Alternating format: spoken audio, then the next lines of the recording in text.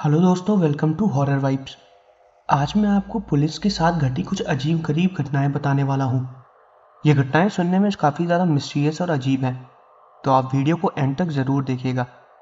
साथ ही मैं आपको ये भी बता दूं कि अगर आप चैनल पर नए हैं और आपको हॉरर स्टोरीज और मिस्टीरियस स्टोरीज सुनना पसंद है तो आप हॉरर वाइब्स को सब्सक्राइब कर सकते हैं। और अगर आपके साथ भी कोई अजीब सी घटना घटी हो तो वो आप मुझे मेरे इंस्टाग्राम पर भेज सकते हैं। मैं अपने इंस्टाग्राम का लिंक वीडियो के डिस्क्रिप्शन में दे दूंगा। अगर आपको वीडियो पसंद आए तो चैनल को सब्सक्राइब करना मत भूलिएगा। साथ ही वीडियो को लाइक ज़रूर करिएगा। आपके जिन भी दोस्तों को हॉरर स्टोरी सुनना पसंद है उनसे शेयर भी ज़रूर करिएगा। मुझे कमेंट करके ये भी बताइएगा कि आपको वीडियो कैसी लगी और मैं अगली वीडियो किस टॉपिक पर बनाऊं। तो ज़्यादा टाइम ना लेते हुए वीडियो को करते हैं शुरू और खो जाते हैं अंधेरों में।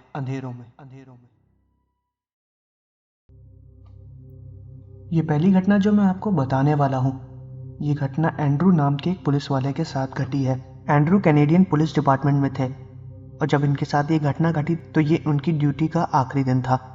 उसके बाद वो रिटायर होने वाले थे। तो अब आगे की घटना मैं आपको एंड्रू के पॉइंट ऑफ व्यू से बताऊंगा। मेरा नाम एंड्रू है। जब मेरे साथ ये घटना घटी तो उस वक्त मेरी एज 59 ईयर्स की थी। मेरी ऑफिशियल ड्यूटी का वो आखिरी दिन था। मैं अपने पार्टनर डेविड के साथ था। डेविड की उम्र ज़्यादा नहीं थी, उसके रिटायरमेंट में अभी 10 साल बाकी थे। मैं उससे सीनियर था, लेकिन तब भी हम दोनों एक दूसरे को नाम से ही बुलाते थे। हम दोनों करीबन 3 साल से पार्टनर थे और 3 साल से ही हम लोग हर जगह की पेट्रोलिंग साथ में किया करते थे। कई केस तो हमने साथ में हैंडल किए हैं। उस रात को मुझे और डेविड को ज़्यादा काम नहीं था। हम अपनी पेट्रोलिंग पूरी कर चुके थे। रात के करीबन 2 बज रहे थे। हम अपनी कार में बैठ के कॉफ़ी पी रहे थे। ठंड बहुत ज़्यादा थी, बर्फ़ लगभग गिरने वाली थी। नवंबर का महीना था। तभी हमारे वॉकी टॉकी पे हमें एक इन्फॉर्मेशन आया जो कि कमांड सेंटर से आया था। जहाँ पर हमारी लोकेशन थी वहाँ से करीबन 5 किलोमीटर दूर एक अबैंडन्ड हॉस्पिटल था। दरअसल कुछ सालों पहले उस हॉस्पिटल में आग लग गई थी और उसके बाद वहाँ पर कोई भी नहीं बचा। कुछ पेशेंट्स को तो रेस्क्यू कर लिया गया था, लेकिन कुछ की मौत हो गई थी। वो टूटी फूटी बिल्डिंग नशा करने वालों का एक अड्डा बन चुकी थी। हमें किसी तरह खबर मिली थी कि वहाँ पर किसी तरह की चोरी हुई है या किसी तरह की कोई हत्या हुई है। हमें ढंग से इस बारे में नहीं पता था। हमें बस ये इन्फॉर्मेशन मिली थी कि हमें वहाँ पर जाके चेक करना है कि सब कुछ ठीक है या नहीं। हम उस जगह के पास ही थे। हमने अपनी कॉफ़ी ख़त्म की और फिर उस अबैंडन्ड हॉस्पिटल के लिए निकल गए। जब हम वहाँ पर पहुँचे तो वहाँ का नज़ारा काफ़ी ज़्यादा अलग था। बहुत ज़्यादा शांति थी। हमें वहाँ पर कोई भी ऐसी चीज़ नहीं दिखाई दी जिससे हमें ये पता चले कि वहाँ पर कुछ अजीब सा घटा हो। हम अपनी कार से नीचे उतरे और उस हॉस्पिटल के चारों तरफ देखने लगे। वो हॉस्पिटल पूरा खाली था। उस वक्त कोई नशा करने वाला व्यक्ति भी हमें वहाँ पर नहीं मिला था। हमने वॉकी टॉकी से कमांड सेंटर पर इंफॉर्मेशन दिया कि यहाँ पर सब कुछ क्लियर है और फिर हम वहाँ से जाने लगे। तभी हमें बिल्डिंग के अंदर से किसी के ज़ोर से चिल्लाने की आवाज़ आई और वो आवाज़ एक आदमी के चिल्लाने की थी। मैं और एंड्रू तुरंत उस तरफ देखने लगे। हमने अपनी कार वहीं पर खड़ी कर दी और तुरंत उस अबैंडन्ड बिल्डिंग के अंदर गए। वहाँ पर बहुत ज़्यादा अंधेरा था। उस आवाज़ को सुन के हम इतनी जल्दी हॉस्पिटल के अंदर भाग कर गए कि हमने कंट्रोल सेंटर पर इसके बारे में कोई भी इन्फॉर्मेशन नहीं दी। मैं और डेविड एक दूसरे से बात कर रहे थे। वो आवाज़ बिल्डिंग के 3rd फ्लोर से आई थी। हम दोनों लोग एक ही साथ में 3rd फ्लोर पर जा रहे थे। हमें इस बात का पता चल गया था कि ऊपर कोई है, क्योंकि हमें किसी के चलने की आवाज़ आ रही थी। हमने अपनी रिवॉल्वर बाहर निकाल ली और टॉर्च की मदद से देखते हुए धीमे धीमे आगे बढ़ रहे थे। हम 3rd फ्लोर पे उस जगह पर पहुंच गए थे जहां पर हमें उस आदमी की चिल्लाने की आवाज़ आई थी। वहां पर कोई भी नहीं था। बिल्डिंग पूरी खाली थी। जिस कमरे से हमें वो आवाज़ आई थी हमने उसके साइड में देखा तो वहां पर कुछ कपड़े पड़े हुए थे। उनको देख के ऐसा लग रहा था कि वो कपड़े काफ़ी ज़्यादा नए हैं, उनको इस्तेमाल ही नहीं किया गया था। उन कपड़ों के साइड में थोड़ा सा खून पड़ा हुआ था, जो कि ऐसा लग रहा था कि अभी कुछ ही दिन पुराना हो।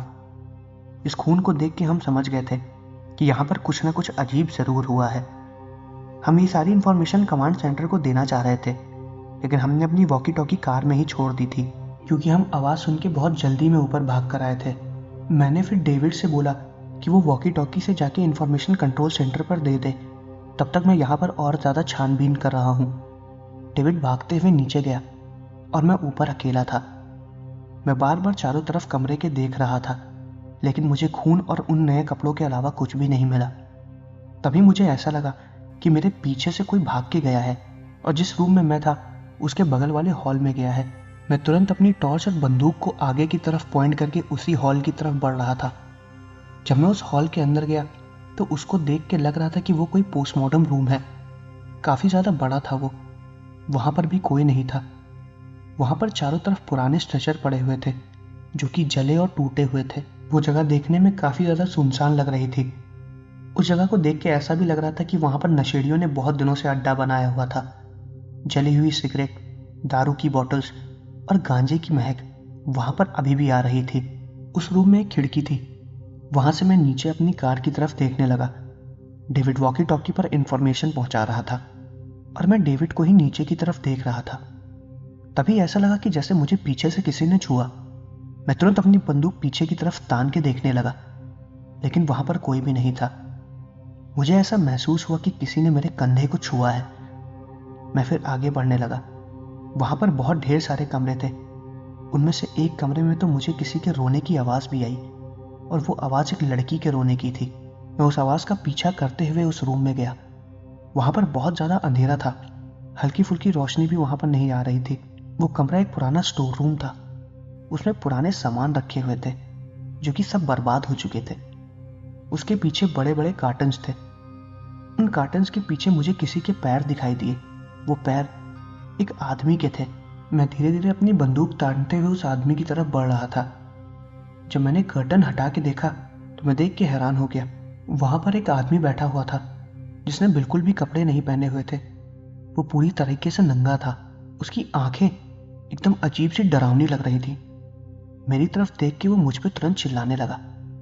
मैंने उसकी तरफ बंदूक तान दी और वो धीरे धीरे मुझे मारने के लिए आगे बढ़ने लगा। मैं उसे बार बार रुकने के लिए बोल रहा था कि वो मेरी तरफ आगे ना बढ़े वरना मैं गोली चला दूंगा, लेकिन वो मेरी बात सुन ही नहीं रहा था। उसकी आंखें काफी ज्यादा लाल थी और वो बहुत चिल्ला रहा था। उसको देख के ऐसा नहीं लग रहा था कि वो अपने होश में है। उस आदमी की उम्र करीब 35 से 40 साल के बीच में थी। मैंने फिर अपनी रिवॉल्वर अंदर रखी क्योंकि वो मुझे सिर्फ धक्के मार रहा था और मुझे पकड़ने की कोशिश कर रहा था। मेरे पास जो डंडा था मैंने उस डंडे से उसकी गर्दन को दबाया और पीछे की तरफ ढकेल दिया। वो बहुत जोर से चिल्ला रहा था। उसकी चिल्लाने की आवाज पूरे हॉस्पिटल में गूंज रही थी और वो काफी ज्यादा डरावनी आवाज थी। उस वक्त मैं भी काफी ज्यादा डरा हुआ था, लेकिन मैंने किसी तरह उसे काबू करने की कोशिश की। मैं काफी ज्यादा थक गया था। मेरे शरीर में अब उतनी जान नहीं बची थी। उसके चिल्लाने की आवाज सुन के भी डेविड भागते हुए मेरी तरफ आया। मैंने उसको पकड़ा हुआ था। आखिर में उसने मुझे पीछे धक्का दे दिया और फिर मैंने उसकी आंखें देखी। उसकी आंखें पूरी काली हो गई थी और वो मुझे मारने की कोशिश कर रहा था। वो जब मुझे मारने के लिए आगे बढ़ा तभी डेविड तुरंत आ गया और उसने पीछे से उसके सर पे डंडा मार दिया और वो वहीं पर ही बेहोश हो गया। मैं ये सब देख के बहुत ज्यादा डर गया था। वो कुछ पल के लिए उसकी काली आंखों में मुझे मेरी मौत दिखाई दी थी। उसके बेहोश होने के बाद मैं और डेविड साइड में जाके खड़े हो गए। उसके पास कोई भी आइडेंटिटी कार्ड नहीं था। हमने उसे चेक किया। उसके बाद हमने उसकी पल्सेस भी चेक की जो कि बंद हो चुकी थी। मतलब वो मर चुका था। जब तक मैं और डेविड उसकी तहकीकात कर रहे थे तब तक बैकअप के लिए बुलाए गए पुलिस वाले भी आ गए थे। पुलिस वालों को हमने ऊपर बुलाया और साथ ही मेडिकल के कुछ डॉक्टर्स भी आ गए थे। जब उन्होंने उस आदमी को चेक किया तो उसकी मौत हो चुकी थी। उसकी मौत की वजह तो नहीं पता थी क्योंकि अभी ऑटोप्सी रिपोर्ट नहीं आई थी। मेरे साथ जो कुछ भी हुआ मैंने उसकी एक रिपोर्ट बनाई और ऊपर के ऑफिसर्स को सबमिट की। जब उस आदमी की ऑटोप्सी रिपोर्ट आई तो उससे ये पता चला कि उस आदमी की मौत ठंड लगने की वजह से बहुत पहले ही हो चुकी थी। मतलब कि जब मेरे साथ वो हादसा घटा उसके करीबन 5 घंटे पहले ही उसकी मौत हो गई थी। ये बात जब मुझे और डेविड को पता चली तो हम दोनों बहुत ज़्यादा हैरान हो गए थे क्योंकि हम दोनों की आंखों के सामने ही वो मेरे पर हमला कर रहा था। उस आदमी के आइडेंटिटी के बारे में भी कुछ पता नहीं चला क्योंकि वो एक नशेड़ी आदमी था जो उस जगह रोज नशा करने जाया करता था। उसके साथ वहां पर क्या हुआ ये किसी को भी नहीं पता। इतनी ठंड में उसने अपने कपड़े उतार के क्यों रखे थे ये भी समझ में नहीं आया। उन कपड़ों के बगल में जिसका खून पड़ा था वो उसी आदमी का था और वो पूरा खून उसके पैरों से निकल के आया था। ऐसा लग रहा था कि उसके ऊपर किसी ने हमला किया हो और ये सारी बातें हमें ऑटोप्सी में पता चली। उसकी आंखें मरते वक्त काली हो गई थी और वो बहुत ज्यादा डरावना लग रहा था। ये चीज़ मैंने अपनी रिपोर्ट में मेंशन नहीं की क्योंकि मेरी नौकरी का वो आखिरी दिन था और मैं अपने करियर पे किसी भी तरीके का पागल का दाग नहीं लगवाने देना चाहता था, क्योंकि मेरे पास उस बात का कोई भी सबूत नहीं था। बस डेविड ने उसे मेरे ऊपर हमला करते हुए देखा था और ये बात सच थी। वहाँ पर ऐसा क्या घटा इसके बारे में हमें कुछ भी ज़्यादा चीज़ें नहीं पता थी, लेकिन वो बिल्डिंग बहुत ज़्यादा सुनसान थी। मेरा और डेविड का तो यही मानना था कि हो सकता है कि उसको किसी आत्मा ने पोसेस कर लिया हो जो उसी बिल्डिंग में रहती हो, क्योंकि उस बिल्डिंग में बहुत लोगों की मौत भी हुई थी। अब इसके पीछे क्या सच है और क्या झूठ ये तो मुझे नहीं पता, लेकिन मेरे साथ घटी ये घटना एकदम सच थी। उस घटना के घटने के बाद मैं कई बार उस रास्ते से निकला हूँ, लेकिन मुझे ऐसा कभी कुछ भी महसूस नहीं हुआ है। और उसके कुछ सालों बाद मैं कनाडा से शिफ्ट हो गया। अब मुझे उस बिल्डिंग के बारे में नहीं पता, लेकिन वो बिल्डिंग शायद आज भी वैसी ही है जैसी वो पहले थी। तो ये थी एक कैनेडियन पुलिस ऑफिसर के साथ घटी एक घटना। अब मैं आपको एक दूसरी घटना बताने वाला हूँ जो कि पीटर नाम के एक पुलिस ऑफिसर के साथ घटी है। और अब आगे की घटना मैं आपको पीटर के पॉइंट ऑफ व्यू से बताऊंगा। मेरा नाम पीटर है। मैं अमेरिका में न्यू जर्सी में ब्रुंसविक नाम के शहर में रहता हूँ। मेरी वहीं पर ही जॉब लगी थी। जिस वक्त मेरे साथ ये घटना घटी उस वक्त मेरी उम्र करीब 30 साल की थी। मुझे पुलिस की नौकरी को करीबन 5 साल हो चुके थे। मेरे पास एक बाइक थी जो कि मुझे डिपार्टमेंट से मिली थी और मैं उसी पर ही पेट्रोलिंग करता था। मैं अपना पूरा काम अकेले किया करता था और मुझे कोई भी पार्टनर नहीं मिला था। हालांकि मेरा थोड़ा बहुत ट्रैफिक का ही काम था। मुझे चालान्स कलेक्ट करने होते थे। जो भी हैवी या रैश ड्राइविंग करे या ड्रंक एंड ड्राइव करे मुझे उन्हें पकड़ के उनका चालान करना पड़ता था। और जितनी भी रोड के सेफ्टी प्रोटोकॉल्स होते हैं मैं देखता था कि लोग उसका पालन अच्छे से करें। और यही मैं कई सालों से करता चला आ रहा था। मैं जहाँ पर रात में बैठ के पेट्रोलिंग करता था मैं वहीं से ही सारा मुआयना करता था और एक एक डिटेल अपने हेड ऑफिस में दिया करता था। उस वक्त रात के करीब 2 बज रहे थे। तभी मैंने देखा कि कई दूरी से कोई स्पीड में कार चलाते हुए आ रहा है। मेरे पास एक लेज़र स्पीड डिटेक्टर था जिसको मैंने उस कार की तरफ पॉइंट किया और उसकी स्पीड देखी। नॉर्मल रोड पे जो स्पीड चलती है वो स्पीड उससे कई ज़्यादा थी। मैंने उसको रोकने की कोशिश की लेकिन वो नहीं रुकी और काफ़ी तेज़ी से मेरे सामने से निकल के चली गई। मैंने भी अपनी बाइक भगाई और उसके पीछे ही जा रहा था। वो कार मेरे काफ़ी आगे थी। मैं उसे रोकने की कोशिश भी कर रहा था और उसको बार बार संकेत भी दे रहा था कि वो रुक जाए, लेकिन वो बिल्कुल भी नहीं रुक रही थी। वो एक लाल रंग की कार थी। उसके सारे शीशे काले थे। अंदर कौन बैठा था और कितने लोग बैठे थे मुझे ढंग से ये भी पता नहीं चल रहा था। कई बार तो मैं उस कार के एकदम बराबर पे भी पहुंच गया था और उसे रोकने की कोशिश की। उसके ड्राइवर ने मुझे साफ साफ देखा भी होगा क्योंकि मैं उसके एकदम बगल में ही था, लेकिन उसके बावजूद भी उसने अपनी कार को नहीं रोका। मैंने बाइक चलाते हुए ही वॉकी टॉकी पर एक इंफॉर्मेशन पास कर दी कि वो कार जिस तरफ जा रही थी उसके आगे पुलिस वाले उसको रोक लें। लेकिन जहां पर वो पुलिस वाले थे वहां से वो कार करीबन 3 किलोमीटर दूर थी। मतलब मुझे उसे काफी दूर तक चेज करना था। जिस तरफ उस कार को जाना था और जहां पर वो पुलिस वाले उसका इंतजार कर रहे थे वो कार उधर न जाके एक कच्चे मोड़ पे मुड़ गई और मैं भी उसके पीछे चला गया। मैंने ये सारी इंफॉर्मेशन पुलिस वालों को पास कर दी और मैं उस कार का लगातार पीछा करे जा रहा था। करीबन 1 किलोमीटर की ड्राइविंग के बाद एक बड़ा सा जंगल आ गया जो कि उसी शहर के एकदम अंत में पड़ता है। वो कार उसी जंगल के अंदर चली गई और अब वहां पर जाने का कोई भी रास्ता नहीं था क्योंकि आगे जाके वो जंगल बंद हो जाता है। मुझे लगा था कि अब मैं उसे पकड़ लूंगा। मेरी आंखों के सामने ही वो कार एक पेड़ के पास जाके लड़ गई और काफी खतरनाक एक्सीडेंट हो गया। जिस हिसाब से वो कार लड़ी थी मुझे बिल्कुल भी नहीं लग रहा था कि उसमें कोई बचा भी होगा। मैंने उस कार से करीबन 10 यार्ड पहले ही गाड़ी को खड़ा कर दिया क्योंकि जिस हिसाब से उस कार का एक्सीडेंट हुआ था मुझे लग रहा था कुछ ही देर में वो ब्लास्ट हो जाएगी, लेकिन ऐसा कुछ भी नहीं हुआ था। उस कार के आगे का पूरा बोनट टूट चुका था। मैंने सारी इन्फॉर्मेशन वॉकी टॉकी पर पुलिस वालों को दे दी और वो कुछ ही मिनट में मेरी दिए गई लोकेशन पर पहुंचने भी वाले थे। उसके पहले मैंने सोचा कि मैं कार के पास जाके अगर कोई बचा हो तो उसकी मदद कर सकूं। मैं तुरंत कार के पास गया, लेकिन मेरे कार के पास पहुंचने से पहले कार की लेफ्ट साइड का दरवाज़ा अपने आप खुल गया जो कि ड्राइविंग सीट का दरवाज़ा था। मैंने अपनी पिस्टल उसकी तरफ तान दी और बाहर निकलने के लिए बोला। उसके हाथ में कुछ भी नहीं था। वो एक लड़की थी। उसकी एज काफ़ी ज़्यादा कम लग रही थी और वो बहुत ज़्यादा डरी हुई थी। ऐसा लग रहा था कि कोई ज़बरदस्ती उसको उस कार में बैठा के कहीं ले जा रहा हो।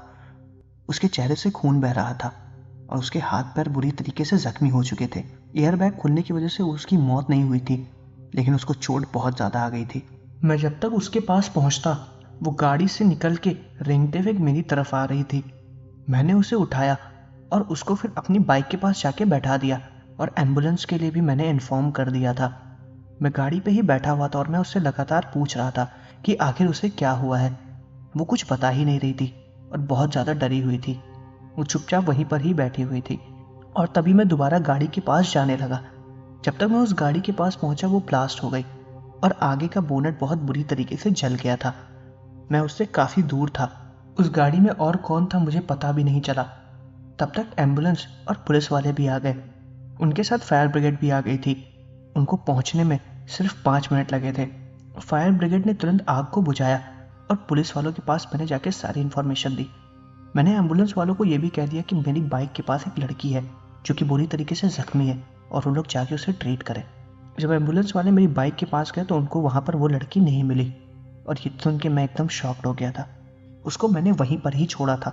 उसके पैर में बहुत बुरी तरीके से चोट लगी थी तो वो ढंग से चल के जा भी नहीं सकती थी। मुझे समझ में नहीं आया कि आखिर वो गई कहाँ। मैं और मेरे साथ बाकी पुलिस वाले उस लड़की को ढूंढ रहे थे। तब तक फायर ब्रिगेड वालों ने भी आग को बुझा दिया था और जब फायर ब्रिगेड वालों ने कार के अंदर देखा तो उसके अंदर 2 डेड बॉडी थी। पहली डेड बॉडी एक औरत की थी जिसकी उम्र काफ़ी ज़्यादा बड़ी थी और शायद गाड़ी को वही ड्राइव कर रही थी, और दूसरी डेड बॉडी एक छोटी बच्ची की थी। जब मैं भाग के तुरंत उस कार के पास गया तो मैंने देखा कि वो दोनों डेड बॉडी थोड़ी थोड़ी जल गई थी और वो छोटी बच्ची वही बच्ची थी जिसको मैंने उठा के अपनी बाइक के पास बैठाया था। ये देख के मैं एकदम हैरान हो गया था। अभी कुछ देर पहले ही मैंने उस बच्ची को बचा के अपनी बाइक के पास बैठाया था, लेकिन अब वो दोबारा कार में पहुंच गई थी। ये मेरा वहम नहीं था। ऐसा बिल्कुल भी हो नहीं सकता था कि वो दोबारा कार में जाकर बैठ जाए, क्योंकि वो बहुत बुरी तरीके से जख्मी थी। मैं चाहकर भी अपने दिमाग को समझा नहीं पा रहा था कि आखिर मेरे साथ हुआ क्या। मैं जो देख रहा था उस पर विश्वास भी नहीं कर रहा था। एम्बुलेंस वालों ने मेरे सामने हम दोनों डेड बॉडीज को उठा के स्ट्रेचर पे रखा और लेके पोस्टमार्टम के लिए निकल गई। मैंने उस लड़की का चेहरा देखा। वो आधा जल चुका था और वो बहुत ही ज़्यादा डरावना लग रहा था। मुझे कुछ भी नहीं समझ में आ रहा था कि आखिर मैं क्या करूं। मैं अपनी बात को किसी को ढंग से समझा भी नहीं पा रहा था, क्योंकि मैं जिसको भी अपनी बात बता रहा था वो सब यही सोच रहे थे कि ये मेरा कोई वहम था। क्या सच है क्या झूठ ये मुझे नहीं पता, लेकिन वो लड़की सच में निकल के कार से बाहर आई थी। उसके बाद बाकी जो भी इन्वेस्टिगेशन हुआ हो मुझे उसके बारे में नहीं पता, लेकिन ये हादसा जो मेरी जिंदगी में मेरे साथ घटा इसको मैं कभी भूल नहीं पाऊंगा। तो ये थी दूसरी घटना। अब मैं आपको एक पुलिस ऑफिसर के साथ घटी एक तीसरी घटना बताने वाला हूँ। ये घटना जेम्स नाम के एक पुलिस ऑफिसर के साथ घटी है और ये घटना हॉरर ना होकर थोड़ी मिस्टीरियस है। और अब आगे की घटना मैं आपको जेम्स के पॉइंट ऑफ व्यू से बताऊंगा। मेरा नाम जेम्स है। मैं ऑस्ट्रेलियन पुलिस विभाग में हूँ। मेरा काम यह था कि मैं रात में पेट्रोलिंग करता था और मैं पूरी पेट्रोलिंग अपनी बाइक से ही निपटाता था। मुझे सर्विस को करीबन 3 साल हो चुके थे। 3 साल के इस सर्विस में मेरा रिकॉर्ड एकदम क्लियर था। कोई भी ऐसी चीज़ मेरे रिकॉर्ड पे नहीं आई थी जिससे मेरी इमेज खराब हो। लेकिन इस बार कुछ अजीब ही हो गया। मैं रोज़ की तरह अपनी नाइट में पेट्रोलिंग कर रहा था। मैं ज़्यादातर ये भी देखता था कि कोई रैश ड्राइविंग या हैवी ड्राइविंग ना करे, दारू पी के कोई गाड़ी ना चलाए। मैं अक्सर इन्हीं सब चीज़ों का ध्यान रखा करता था और मैं बहुत ही कम चालान काटता था, क्योंकि मेरे एरिया में ये सब बहुत कम होते थे। रोज़ की तरह ड्यूटी करते हुए मैं अपने ही एरिया में बैठा हुआ था। तभी मैंने देखा कि एक बहुत ही स्पीड से मोटर बाइक चलाते हुए एक लड़का आ रहा है। वो अकेले था और काफ़ी ज़्यादा स्पीड में बाइक को चला रहा था। उस वक्त रोड थोड़ी गीली भी थी क्योंकि बारिश हुई थी। तेज़ बाइक चलाने की वजह से उस लड़के का बहुत बुरी तरीके से एक्सीडेंट हो गया और मैं उसके पास बाइक चलाते हुए पहुंचा। जिस स्पीड से वो गिरा था उसके गिरने की आवाज़ मुझे सुनाई दी थी जहाँ पर मैं था। और जैसे उसका एक्सीडेंट हुआ था मुझे बिल्कुल भी नहीं लगा था कि वो बच पाएगा, क्योंकि उसकी पूरी बाइक टूट चुकी थी और शायद ही उसके शरीर का कोई हिस्सा बचा होगा जिसमें कोई जख्म ना लगा हो। जब मैं उसके पास बाइक चलाते हुए पहुंचा तो उसकी बाइक पूरी तरीके से बर्बाद हो गई थी, लेकिन वो अभी भी जिंदा था। उसकी सांसें चल रही थीं। सेफ्टी प्रोटोकॉल को फॉलो करते हुए मैंने उसके हेलमेट को उतारा और तुरंत उसकी पल्सेस को चेक किया। वो अभी भी चल रही थी। उसके पूरे शरीर से खून बह रहा था। उसका दाहिना पाँव पूरी तरीके से टूट चुका था और हाथ में भी काफ़ी ज़्यादा चोट लगी थी। हेलमेट की वजह से उसका सर तो बच गया था, लेकिन कपड़े पूरी तरीके से फट चुके थे। सेफ्टी प्रोटोकॉल को फॉलो करते हुए मैंने तुरंत एम्बुलेंस को बुलाया और एम्बुलेंस कुछ ही देर में आ गई। वो मेरे एरिया का केस था, इसलिए मैं उस बंदे को लेकर हॉस्पिटल गया। जब मैं उसे हॉस्पिटल ले जा रहा था तो वो कुछ देर के लिए होश में भी आया और उसने मुझे अपनी जान बचाने के लिए धन्यवाद बोला। उसकी थोड़ी देर बाद वो बेहोश हो गया और डॉक्टर उसको ऑपरेशन थिएटर के अंदर लेके चले गए। करीब 3 घंटे ऑपरेशन चला उसका। उसके बाद जब मैं डॉक्टर से मिला ताकि मैं उसकी रिपोर्ट बना सकूं, तो डॉक्टर ने बताया कि उसको बहुत बुरी तरीके से चोट आई है और उसके दाहिने पैर को काटना पड़ा, जिसकी वजह से अब वो कभी चल नहीं पाएगा, लेकिन प्रोस्थेटिक लेग लग जाने की वजह से वो चलने लगेगा। उसका पूरा ट्रीटमेंट हो चुका था। डिस्चार्ज होकर वो घर भी चला गया था और ये केस ख़त्म हो गया था। करीबन 2 साल हो गए थे। 2 साल में भी मैं उसी जगह ही था जहाँ पर मैं पेट्रोलिंग कर रहा था। और ताजुब की बात तो यह है कि उस वक्त भी वही टाइम हो रहा था जिस समय मैं पिछली बार बैठा हुआ था। मैं बैठ के अपनी कॉफ़ी पी रहा था। तभी अचानक से मैंने देखा कि एक तेज़ बाइक एक डायरेक्शन से दूसरी डायरेक्शन में जा रही है और वो उसी डायरेक्शन में जा रही थी जिस डायरेक्शन में वो लड़का जा रहा था। वो काफ़ी ज़्यादा स्पीड में था। वो भी वहीं पे ही गिरा जहाँ पर वो बंदा पिछली बार गिरा था। उसकी बाइक भी बुरी तरीके से टूट चुकी थी और वो काफ़ी ज़्यादा जख्मी हो गया था। मैं दोबारा अपनी बाइक लेके वहीं पर ही पहुंचा और सेफ्टी प्रोटोकॉल को फॉलो करते हुए उसके हेलमेट को निकाल के उसके पल्सेस को चेक किया और वो चल रही थी। उसका पूरा चेहरा खून से लथपथ हो चुका था। हाथ पैरों में चोट लगी थी। कपड़े भी बुरी तरीके से फट गए थे और उसका बायां पैर टूट चुका था। उसके बाएं पैर का एक हिस्सा उसकी बाइक के टायर में फंस गया था और दाएं पैर में प्रोस्थेटिक लेग लगा हुआ था। जब मैंने ढंग से उसके चेहरे को देखा तो वो वही बंदा था जिसका एक्सीडेंट 2 साल पहले हुआ था। ये देख के मैं एकदम हैरान हो गया था, लेकिन उस समय मैंने खुद को संभाला और एम्बुलेंस को बुलाया। पिछली बार की तरह भी वो केस मेरे ही एरिया का था, इसलिए मैं उसको हॉस्पिटल लेके गया। जब मैं उसको डॉक्टर के पास ले जा रहा था तो वो कुछ देर के लिए होश में आया। उसने मेरे हाथ को जोर से पकड़ा हुआ था और मेरी आंखों में देख के उसने बोला कि ये डेजा वू है। मैं कुछ देर के लिए एकदम शॉक्ड हो गया। उसने ऐसा क्यों बोला मुझे बिल्कुल भी नहीं पता। डॉक्टर उसको ऑपरेशन थिएटर के अंदर लेके चले गए और 2 घंटे की प्रोसीजर के बाद डॉक्टर ने मुझे बताया कि वो उसे नहीं बचा सके क्योंकि उसके सर में बहुत बुरी तरीके से चोट लग गई थी और खून काफ़ी ज़्यादा मात्रा में बह चुका था। डॉक्टर ने उसको बचाने की बहुत कोशिश की, लेकिन वो नहीं बचा और फिर इस केस को मैंने उसी वक्त बंद कर दिया था। उसके बारे में मुझे कुछ भी पता नहीं चला क्योंकि उसकी नंबर प्लेट भी बुरी तरीके से टूट चुकी थी और उसके पास कोई भी आइडेंटिटी कार्ड नहीं था। उसकी बॉडी को भी क्लेम करने कोई भी नहीं आया था। बाइक का चेसी नंबर भी हमें नहीं पता चला क्योंकि वो बुरी तरीके से बर्बाद हो चुका था। वो गाड़ी किसकी थी हमें ये भी नहीं पता। फिर मैंने तहकीकात की। मैंने सोचा कि मैं हॉस्पिटल के पुराने रिकॉर्ड से उसका एड्रेस निकालूं, लेकिन ताजुब की बात तो ये थी कि उसका कोई रिकॉर्ड मेंशन ही नहीं था। हॉस्पिटल वालों ने ये कहा कि ऐसा कोई भी पेशेंट कभी एडमिट हुआ ही नहीं और मेरे पास इस चीज़ का कोई भी सबूत नहीं था। मैंने भी अपने पास वो फाइल ढूंढने की कोशिश की, लेकिन वो भी गायब हो चुकी थी। ये घटना सुनने में जितनी मिस्टीरियस है उतनी ज़्यादा अजीब है।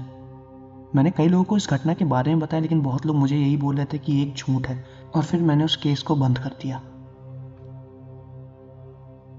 तो दोस्तों, ये थी पुलिस ऑफिसर्स के साथ घटी 3 घटनाएं। मैं आशा करता हूँ कि आपको वीडियो पसंद आई होगी। अगर आपको वीडियो पसंद आई है तो चैनल को सब्सक्राइब करना मत भूलिएगा। साथ ही वीडियो को लाइक ज़रूर करिएगा। मुझे कमेंट करके ये भी बताइएगा कि आपको वीडियो कैसी लगी और मैं अगली वीडियो किस टॉपिक पर बनाऊँ। तो मिलते हैं अगले वीडियो में।